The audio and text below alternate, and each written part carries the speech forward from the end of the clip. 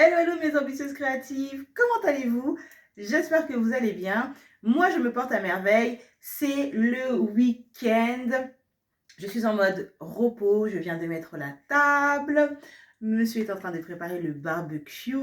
Voilà, le week-end. Ah, le week-end, on adore le week-end. J'espère que vous allez bien. Dans la vidéo du jour, je vais aborder une thématique qui me semble essentielle et je sais que potentiellement ça va peut-être agacer ou énerver ou contrarier certaines femmes. Mon but n'est pas de générer ce type d'émotion en toi. Mon but, c'est de transmettre un message pour que tu puisses te questionner, pour que tu puisses cheminer, pour que tu puisses grandir, pour que tu puisses évoluer et pour que tu puisses en fait transformer ton mindset et aller regarder comment tu fonctionnes. Donc, je vais me lancer directement dans la thématique du jour qui est la suivante: déconstruire le mythe du prince charmant. Tu as bien compris. On va déconstruire ensemble le mythe du prince charmant et je vais t'expliquer pourquoi, à mon sens, il est essentiel que les femmes fassent ce travail de déconstruction. Pour moi, c'est hyper important et regarde, j'ai même pris mon cahier. J'adore ce petit cahier. J'ai même pris mon cahier. Il faut que je refasse mon vernis. C'est un autre sujet. J'ai même pris mon cahier pour prendre des notes parce que je me suis rendu compte que j'avais beaucoup de choses à dire. Et lorsque je fais mes vidéos, je ne prépare jamais le script. J'ai le sujet, j'ai l'idée et ensuite je parle. Mais là, à mon sens, il était important que je puisse structurer mes propos, que je puisse noter mes idées pour canaliser en fait les choses et pour que je puisse en fait t'expliquer pourquoi il me semble essentiel que tu déconstruises le mythe du prince charmant. Il faudrait que je regarde au niveau des stats qui regarde les femmes, les hommes et quelle est la tranche d'âge pour pouvoir affiner et avoir une meilleure connaissance de mon audience sur ma chaîne YouTube. Donc n'hésitez pas à me dire en commentaire si vous êtes une femme, si vous êtes un homme, quel âge vous avez, dans quelle partie du monde vous vivez. Comme ça, on fait plus ample connaissance. Pourquoi je posais la question de l'âge? Parce que nombreuses sont les femmes à avoir grandi avec les contes de fées. Et dans les contes de fées, il y a forcément le personnage du prince charmant. Et je me rends compte en ce moment que j'ai beaucoup de choses à dire en lien avec les contes de fées, en lien avec le conte et sa dimension initiatique et thérapeutique. Et je me suis dit, ok, je vais partir de ce personnage masculin que l'on retrouve dans pratiquement tous les contes de fées pour transmettre un message qui est très ancré en ces temps, qui est très ancré dans cette période et en 2024. Et tu vas voir que les contes ont cette puissance à évoquer des sujets de notre vie de tous les jours en dehors de cette dimension temporelle. Pourquoi j'invite aujourd'hui les femmes à déconstruire le mythe du prince charmant? Il y a plusieurs raisons et je sais que c'est un personnage que tu aimes parce qu'il a bercé toute ton enfance, parce qu'il a été présent dans chacun des contes de fées que tu as été amené à côtoyer, soit à travers l'univers de Walt Disney, soit à travers l'univers de la littérature, si tes parents ont pris le temps de t'offrir de livres et de t'initier à la lecture et aux contes à travers les livres. En tout cas, ce personnage fait partie intégrante des contes de fées et on peut même dire qu'il s'agit d'un archétype. Le prince, c'est l'homme en devenir. Le prince, c'est la masculinité élégante, la masculinité respectueuse, la masculinité protectrice, la masculinité qui pourvoit.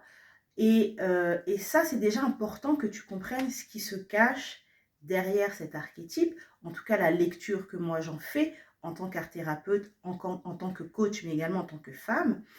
Et c'est très intéressant de remarquer que la construction de ce personnage ou la construction de cet archétype est très souvent la même dans les contes de fées. on a rarement vu un prince qui est moche, qui est pauvre, qui ne respecte pas la femme, qui n'est pas en quête de son idéal féminin. Quand tu regardes la construction du personnage du prince, il y a toujours cette structure qui est similaire. Donc, quand je t'invite à déconstruire le mythe du prince charmant, au premier abord, tu peux te dire non, j'ai pas envie parce que ce personnage ou cet archétype de la masculinité est une des rares représentations du masculin positif que j'ai. Et si je déconstruis cet archétype du masculin, il ne me restera plus grand-chose de positif. Et c'est là que j'interviens. Pourquoi je t'invite à déconstruire le mythe du prince charmant? Premièrement, lorsque tu continues à alimenter le mythe du prince charmant dans ta quête relationnelle et amoureuse, tu continues dans le même temps à alimenter l'égrégore du féminin blessé. Tu continues à alimenter cet égrégore de la féminité qui a été trahie par les hommes, qui a été abandonnée par les hommes, qui a été malmenée par les hommes et qui cependant croit toujours secrètement, espère toujours secrètement dans son fort intérieur à rencontrer l'homme qui lui permettra de se sentir princesse, de se sentir reine et qui lui permettra d'effacer tous ces mauvais souvenirs, toutes ces mauvaises rencontres en lien avec la masculinité. Sauf que, en continuant à alimenter ce mythe du prince charmant, en fait, tu continues à alimenter cet égrégore du féminin. Tu continues à t'accrocher à une représentation erronée de l'homme. Tu continues à t'accrocher à un fantasme, mais ça fait partie des autres points que je vais développer. Et surtout, tu ne te permets pas de vivre une rencontre dans le réel.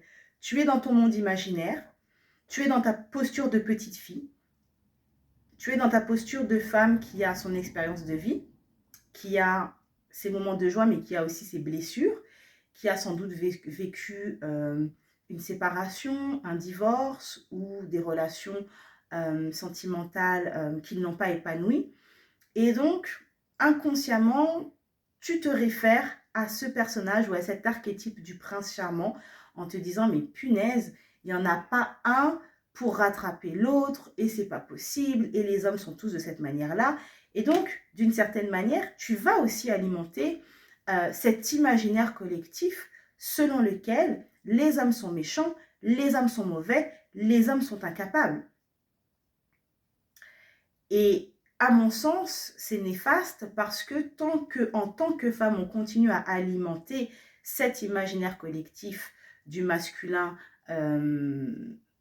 peu glorieux, eh bien, finalement, on fige notre propre capacité en tant que femme d'évoluer et aussi on crée un stéréotype de la masculinité qui n'est pas vraiment réel. Et à mon sens, il faut vraiment en tant que femme que l'on prenne la responsabilité d'aller guérir notre relation aux hommes, d'aller guérir notre relation au masculin, parce que ce n'est pas parce que nous avons vécu des relations sentimentales, amoureuses, complexes, difficiles, douloureuses, que l'on doit tout mélanger et que l'on doit stigmatiser les hommes et donc alimenter une représentation négative du masculin. Qu'est-ce que nous transmettons en tant que femmes à nos filles, à nos nièces, à nos petites sœurs qui arrivent derrière? Est-ce qu'on a vraiment envie de transmettre cet héritage aux jeunes femmes et aux petites filles? Je ne pense pas. Et donc, il faut qu'on prenne conscience aussi de la responsabilité que l'on a en tant que rôle modèle de ce que nous transmettons à nos enfants. Et quelle image nous léguons à nos fils, à nos frères, à nos cousins, lorsque nous-mêmes nous alimentons cette représentation peu glorieuse du masculin d'autre. Notre responsabilité, c'est vraiment d'apprendre à faire la part des choses entre notre vécu, nos relations douloureuses, peu épanouissantes et les hommes. Et ne pas tout mélanger et apprendre à bien faire la part des choses. La deuxième raison pour laquelle, à mon sens, il faut absolument déconstruire le mythe du prince charmant, c'est que cela ne permet pas à l'homme d'offrir le meilleur de lui-même. Et ça, c'est important que je puisse le dire et c'est important que tu puisses l'entendre. Parce que l'homme a sa puissance, l'homme a son intuition. Nous ne sommes pas les seuls à être dotés de ces capacités, de ces facultés, même si ça s'exprime d'une autre manière.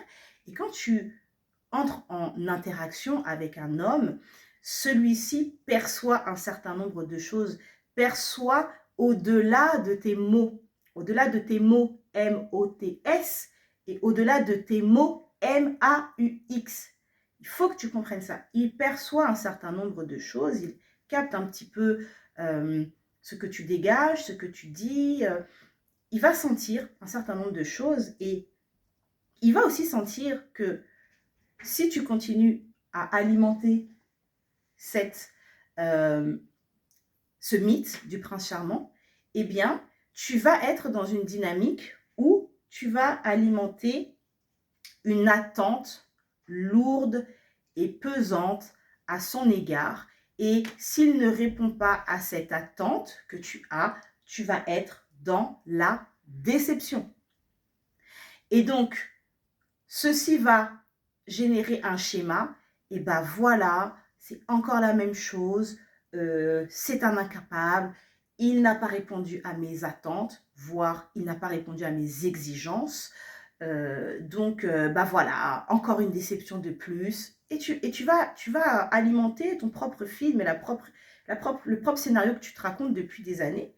Et ça, c'est lié au fait que tu alimentes un mythe, le mythe d'un personnage qui n'existe pas. Ça n'existe pas. Il n'y a pas de prince charmant. Ça n'existe pas. D'accord? Donc, je pense que c'est important que tu puisses entendre ça. Et attention, je ne suis pas en train de parler de personnes qui sont en relation avec des hommes qui ne leur correspondent pas. Et donc, tu ressens de la déception, tu ressens de la frustration. J'ai chaud là pendant que je parle, il y a du soleil. Ouh là là. Je suis pas du tout en train de parler de... je suis pas du tout en train de parler de ce type de relation. Il peut arriver que tu aimes énormément une personne, mais vraiment très très fort, mais tu te rends compte qu'il n'y a pas de match entre toi et cette personne. Et parce que vous vous êtes rencontrés super jeunes et qu'en grandissant, tu te rends compte que finalement, vous n'avez rien à voir, vous n'avez pas les mêmes attentes, vous n'avez pas la même vision de la vie, vous n'avez pas les mêmes idéaux, les mêmes valeurs. Et donc, en fait, ça ne fonctionne pas. Vous restez parce que vous avez construit quelque chose, parce que vous vous aimez d'une certaine manière, mais vous vous rendez bien compte que ça ne marche pas. Donc, forcément, il y a de la déception. Je ne suis pas en train de parler de ce cas de figure-là. Là, je parle vraiment de être une femme, entrer en relation avec un homme et avoir des attentes surdimensionnées, avoir des exigences surdimensionnées. Et dès que cet homme ne cadre pas avec cet idéal que vous vous êtes fait, avec ce mythe, ce fameux mythe du prince charmant, eh bien, on chute dans la désillusion, on chute dans la déception. Et donc, on continue à alimenter ce schéma qui, d'une certaine manière, va venir nous rendre raison, nous donner des raisons en disant, eh ben, c'est tous les mêmes, eh ben, c'est encore la même chose. Et tu vois, la petite histoire. Mais il faut arrêter avec tout ça. Il faut arrêter avec tout ça. Et je sais que mon message ne va pas plaire à beaucoup de femmes. Mais je ne suis pas là pour te plaire. Je suis là pour que tu réfléchisses, pour que tu te poses des questions, pour que tu réévalues ta manière d'entrer en interaction avec des hommes, pour que tu réévalues ta manière de concevoir les relations hommes-femmes et pour que tu réévalues ta propre posture et que tu puisses éventuellement enclencher des transformations pour grandir, pour évoluer, si tu en as l'envie. Après, si tu veux stagner dans ta vie, tu es libre. Mais bon, la vie est un processus d'évolution, donc le concept, c'est quand même d'évoluer. Le troisième point, qui est, à mon sens, essentiel également, La troisième raison pour laquelle, à mon avis, tu devrais déconstruire le mythe du prince charmant, c'est que en continuant à être dans cette idéalisation du masculin, de la masculinité et des hommes, tu te déresponsabilises totalement en estimant que c'est à l'homme de te rendre heureuse. Et donc, tu ne fais pas le job d'aller travailler sur toi. Tu ne fais pas le job d'aller guérir tes blessures liées à ton histoire personnelle. Et des blessures, on en a toutes et on en a tous. On a tous vécu des choses dans notre enfance, durant notre adolescence, durant l'ère de la phase adulte. On est rentré dans la vie adulte. On a toutes et tous vécu des choses qui nous ont marqués, qui ont laissé des traces, qui nous ont blessés. Et si on ne va pas aller regarder ça, si on ne va pas aller le guérir, eh bien, ça se cumule en soi, ça se sclérose en soi, ça s'imprime dans le corps, dans la psyché, et on se trimballe des poids, des fardeaux, des traumas qui viennent interférer dans nos relations, dans nos projets et même dans notre manière de construire notre vie. Donc, tant que tu continues à alimenter ce mythe du prince charmant, tu restes dans une posture où tu te déresponsabilises totalement. Et tu ne peux pas continuer à te déresponsabiliser en tant que femme. Tu es une femme, tu es majeure, tu es vaccinée, tu es adulte. Tu es responsable de ta propre vie. Tu es responsable des relations que tu crées dans ta vie. Tu es responsable de la manière dont tu crées ta vie. Donc, tant que tu continues à être dans cet idéal de « Oh, je veux rencontrer le prince charmant, l'homme parfait, l'homme idéal », bah, tu continues à attendre que ce soit l'homme qui te rende heureuse. Et ça ne marchera pas en fait. Tu vas enchaîner les relations et tu vas enchaîner les désillusions et tu vas continuer à reporter la faute sur les hommes en disant que c'est à cause des hommes, qui sont tous méchants, qui sont tous mauvais. Mais à un moment donné, il faut se remettre en question en fait. À un moment donné, il faut faire une pause, il faut faire un travail d'introspection, il faut analyser ce qu'on a vécu dans sa vie personnelle, voir où est-ce qu'on a failli, voir où est-ce qu'on a excellé, voir où sont nos zones de génie, mais où sont aussi nos zones d'ombre et qu'est-ce qu'on doit chercher à améliorer. Tu ne peux pas demander à l'homme de te rendre heureuse, c'est faux. Tu dois travailler à créer ton propre bonheur en amont. Et ensuite, quand tu rencontres l'homme qui te convient et qui te correspond, vous créez votre bonheur ensemble. C'est un plus, mais ce n'est pas l'homme qui va venir te rendre heureuse. Parce que tant que tu es dans cette posture où tu attends que ce soit l'homme qui te rende heureuse, et bah, le jour où il est en incapacité, le jour où il est fatigué, le jour où il a des problèmes au boulot ou dans son business ou dans son travail, le jour où il a des problèmes de santé, le jour où il y a une baisse de morale, qu'il est moins disponible, qu'il est moins présent, et bah pareil, tu vas chuter, tu vas l'incriminer, tu vas considérer qu'il est responsable de tous tes maux, de toute ta tristesse, de toute ta détresse. Mais stop en fait. Les gens ne sont pas nos assistants sociaux ou nos psychologues. Non, pas du tout. Pas du tout.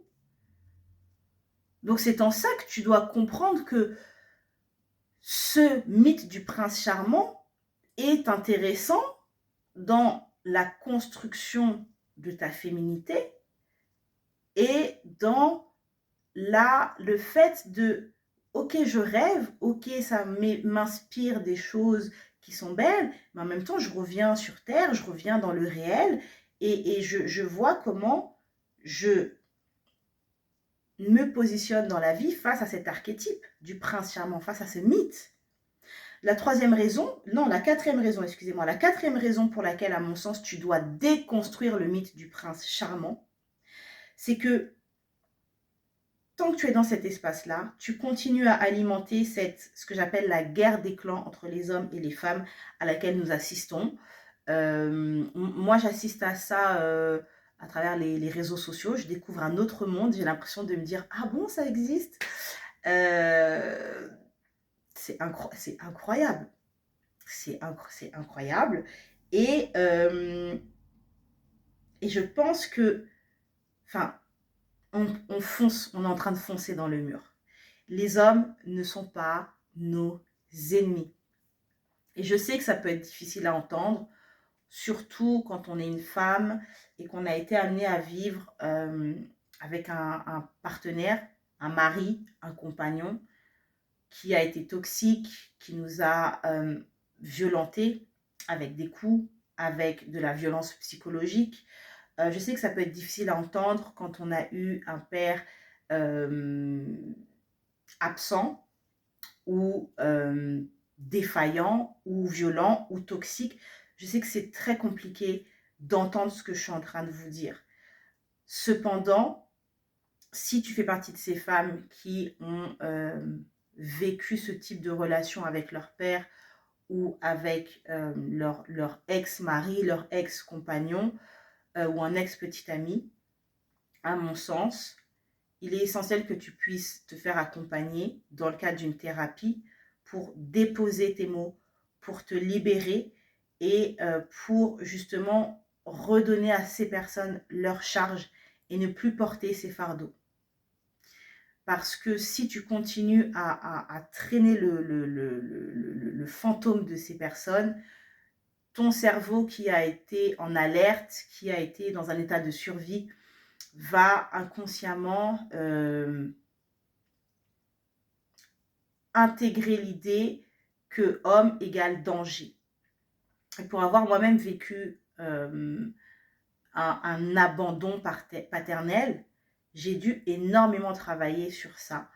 Et je continue encore à travailler sur ça parce que ça a beaucoup d'impact dans les choix de partenaires que l'on fait.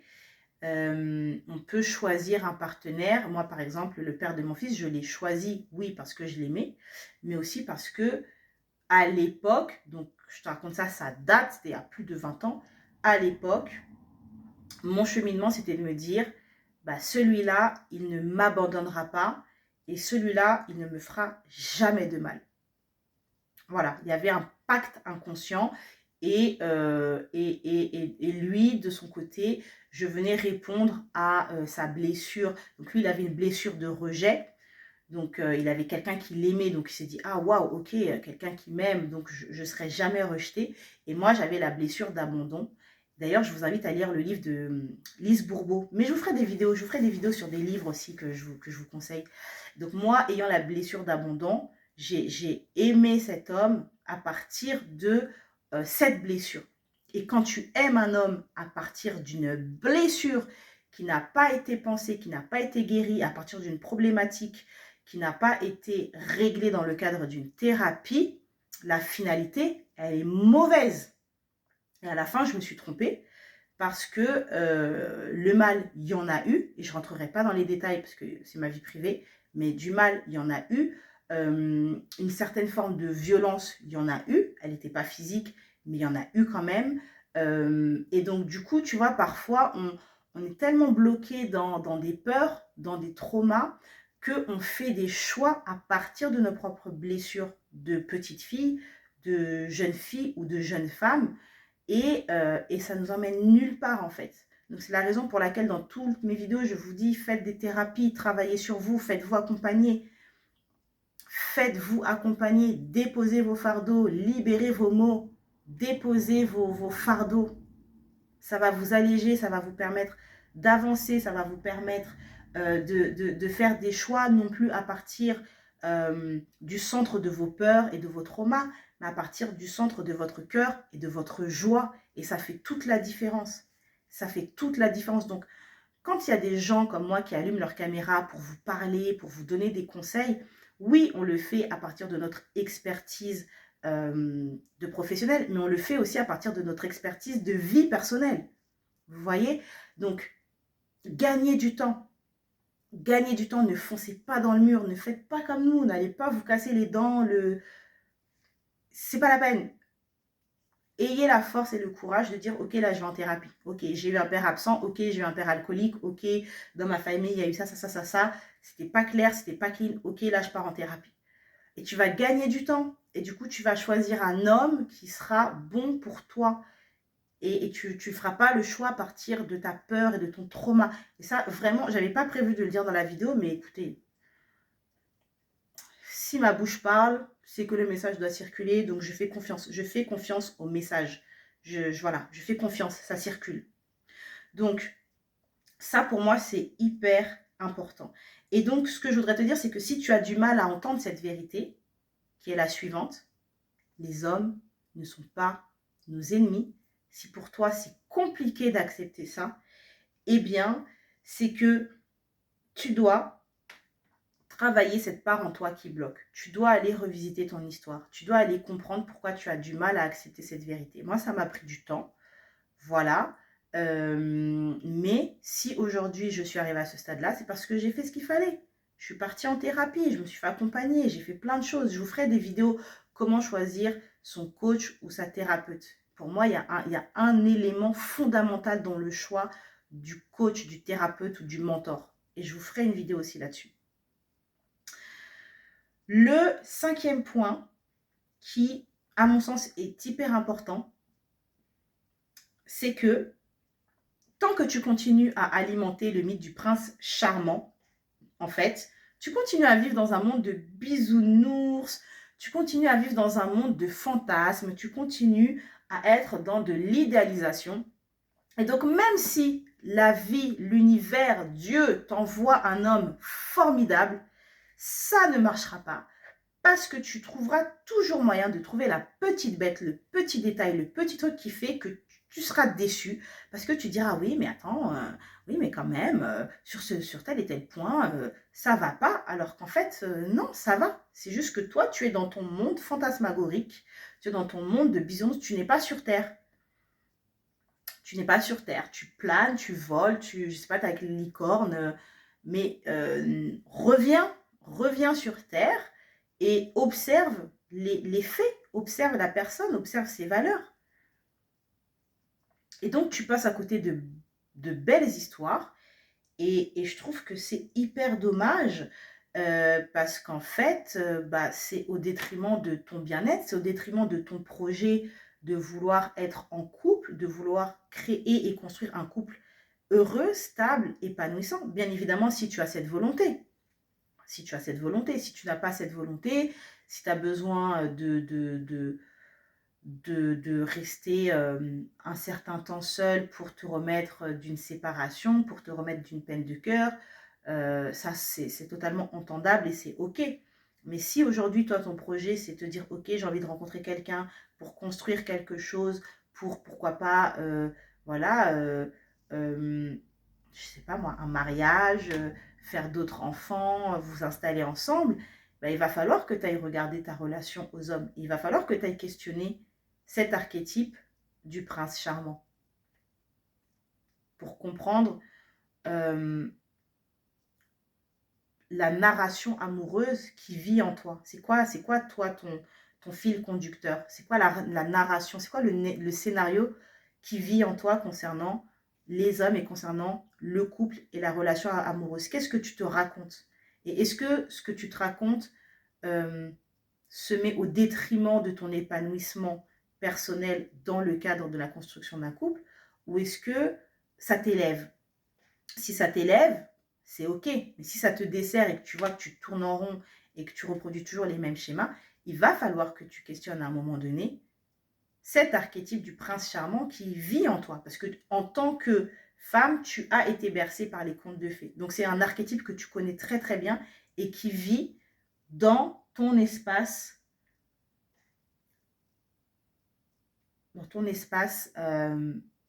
de manière consciente et inconsciente. Enfin, le dernier point que je voulais aborder, c'est que tu n'es pas parfaite. Et là, on va revenir au prince charmant. Franchement, le prince charmant, il est parfait. Il est beau, il est jeune, il est riche, il a un royaume, il a de l'argent. Tu sais qu'avec le prince charmant, tu vas être bien. Et en plus, le prince charmant, tu vois, il veut pas n'importe qui. Hein. Le prince charmant, enfin, je veux dire, il veut pas n'importe qui. C'est lui qui choisit la nana. Il a choisi l'élu de son cœur. C'est boum, ça ne s'explique pas. Il y a une magie qui opère. Mais tu sais que le prince charmant est parfait. On le sait toutes. On le sait. On le sait, tu vois. Sauf que personne n'est parfait. Tu n'es pas parfaite. Je ne suis pas parfaite. Et l'homme que tu rencontreras n'est pas parfait. Nous sommes des êtres humains. Nous ne sommes pas des dieux, ni des elfes, ni des anges. Donc, nous sommes imparfaits. Et c'est pas grave.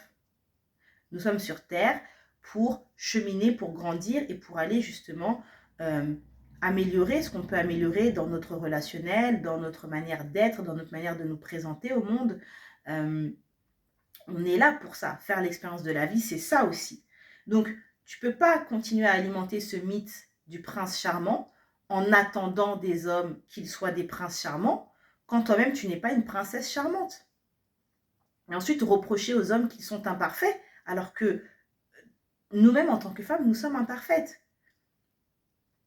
Donc là, encore une fois, il faut qu'on revienne sur Terre et qu'on accepte cette imperfection qui fait partie intégrante de notre humanité. Et à partir du moment où tu déconstruis ce mythe du prince charmant, tu peux rencontrer l'autre dans sa globalité. Tu peux rencontrer l'autre dans ses forces, tu peux rencontrer l'autre dans ses puissances, mais tu peux aussi rencontrer l'autre dans ses vulnérabilités, dans ses blessures, dans ses difficultés, dans ses limites. Et donc, tu vas pouvoir aussi être en capacité d'apporter quelque chose. Parce que quand on alimente le mythe du prince charmant, on considère que nous, en tant que femmes, on n'a rien à faire, on n'a rien à apporter. Juste, on est là. Juste, on est là. Juste le fait d'être là, on pense que, bah oui, bah c'est normal. Je veux dire, attends, tu m'as vu, franchement. Mais non, en fait. L'histoire ne nous dit pas la suite du conte. Mais pour rester avec le prince, que ce soit Cendrillon, Blanche-Neige, Caraba avec Kirikou qui devient homme par la suite, ou je sais pas, bon, bref, j'ai pas d'autres idées là tout de suite maintenant, mais le conte ne nous raconte pas la suite. Mais pour rester avec un prince qui est d'ailleurs un futur roi, je veux dire, il y a des choses à mettre en place. C'est pas juste t'es là, t'es belle, et puis t'es exigeante, et puis t'es trop arrogante, et puis tu passes ton temps à dénigrer le monsieur parce qu'il est pas parfait. Ça se passe pas comme ça en fait. Donc, déconstruire le mythe du prince charmant, c'est aussi accepter que tu n'es pas parfaite, c'est aussi accepter que tu dois augmenter ta valeur, que tu dois travailler sur toi, que tu dois améliorer peut-être ta manière de communiquer, ta manière de gérer tes émotions, que tu dois toi aussi contribuer au quotidien, faire des efforts, améliorer des choses quand on te fait des remarques. Et donc là, on sort du monde bisounours et idéalisé et on rentre dans le monde réel, dans le monde concret de qu'est-ce que ça veut dire que d'être en relation avec l'autre. Et qu'est-ce que ça implique. Et donc, ça veut dire aussi que quand tu acceptes de sortir de cette idéalisation du prince charmant, tu peux rencontrer l'homme dans tout ce qu'il a de meilleur à offrir, mais aussi avec son histoire de vie, avec ses casseroles, avec ses difficultés. Tu peux l'accepter entièrement. Tu peux donc le soutenir, tu vois, tu peux le soutenir. Et donc, tu peux faire corps avec lui. Et faire corps, c'est pas juste à travers l'intimité. Faire corps, c'est comment on se soutient l'un l'autre, comment on s'élève l'un et l'autre, comment on s'équilibre l'un et l'autre, comment on se dit, là, écoute bébé, je pense que ça va pas, et là, voilà, faut qu'on améliore ci, etc. Tu vois. Et donc, au lieu de te figer dans une attitude qui est un petit peu celle de la petite fille capricieuse, qui attend le prince et qui ne propose rien, et bah, tu rentres dans la posture de la femme qui accepte qu'elle aussi, elle a des choses à travailler sur elle, elle aussi, elle a des choses à améliorer. Et ça te donne accès à quelque chose qui est très beau, c'est-à-dire qu'au lieu de te figer dans une identité qui ne bouge pas, eh bien, tu t'autorises à grandir, tu t'autorises à évoluer, tu t'autorises à être une meilleure version de toi-même et tu t'autorises aussi à faire grandir ton couple, à faire grandir ta relation, à passer des étapes. Et ça, pour moi, c'est juste essentiel. Donc voilà, je vous ai passé mon petit message. Là, ça va être l'heure pour moi, je pense, d'aller manger. J'étais inspirée aujourd'hui, excusez-moi, je ne suis pas très apprêtée, c'est samedi, voilà, je suis en tenue de samedi. Donc voilà, c'est samedi, c'est cool. Le plus important pour moi, c'était de vous délivrer ce message. Et qu'est-ce que je voulais vous dire? Je suis en train de créer un quiz qui s'appelle le quiz Self-Love Queen.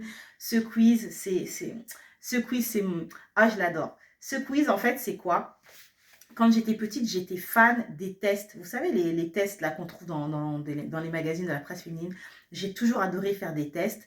Tu as des questions, tu réponds. Et après, en fonction de si tu as eu plus de ronds, de cœurs, de carrés, tu as ton profil. En fait, j'ai créé mon propre test. Bon, c'est un quiz. Je trouve que c'était plus fun de l'appeler quiz. Et le quiz Self-Love Queen, c'est vraiment pour te permettre de découvrir quelle Self-Love Queen vit en toi. Donc, je travaille bien évidemment avec des archétypes du féminin. J'ai créé 7 archétypes pour créer ce quiz. Franchement, je suis allée me balader en nature, j'ai médité, j'ai compilé, en fait, j'ai compilé tout ce qui constitue mon univers, à savoir la pop culture, les dessins animés, la littérature,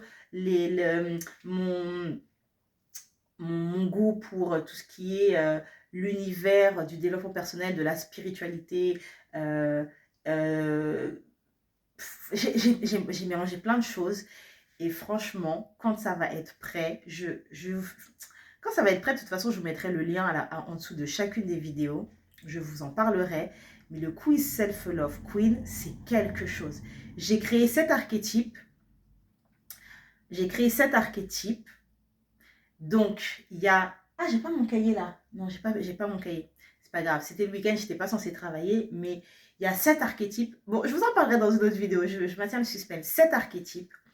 Et en fait, ce qui est canon, c'est que à travers chacun de ces archétypes, il y a des informations sur ta manière d'être, sur ta manière de prendre soin de toi, sur ta manière de rentrer en relation avec ton corps, sur ta manière de te connecter à tes ressentis, à ton intuition.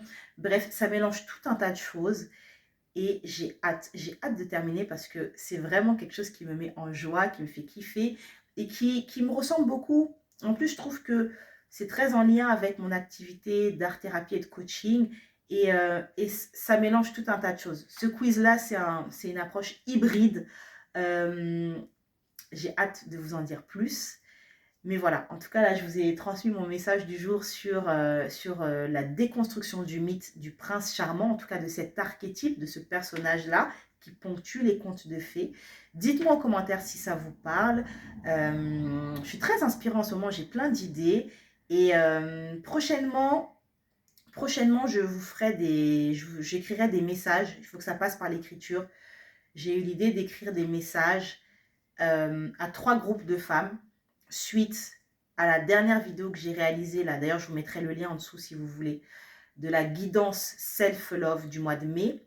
J'ai réalisé une guidance Self-Love avec des messages et il y avait 3 groupes. Il y avait le groupe Barbie, le groupe Caraba et le groupe Petite Sirène. Et là en fait j'ai eu l'inspiration d'écrire un message à chacun de ces groupes. Donc prochainement je vais vous tourner des vidéos pour faire un message pour mon groupe Barbie. Je ferai un message pour mon groupe Caraba parce qu'il y a des choses là qui doivent être entendues et libérées. Et pour mon groupe Petite Sirène. Voilà, donc restez connectés sur la chaîne YouTube. Mettez-moi des pouces, mettez-moi des cœurs, mettez-moi des... Oh, enjaillez-moi là. Là, je suis lancée, ça y est, je suis lancée. Merci à toutes celles et tous ceux qui s'abonnent. Là, j'ai vu que récemment, il y avait 3 nouveaux abonnés. Merci beaucoup. Et prenez soin de vous, profitez du week-end. Moi, je vais rejoindre mon amoureux. Je vous fais plein de gros bisous et je vous dis à bientôt. Bye bye.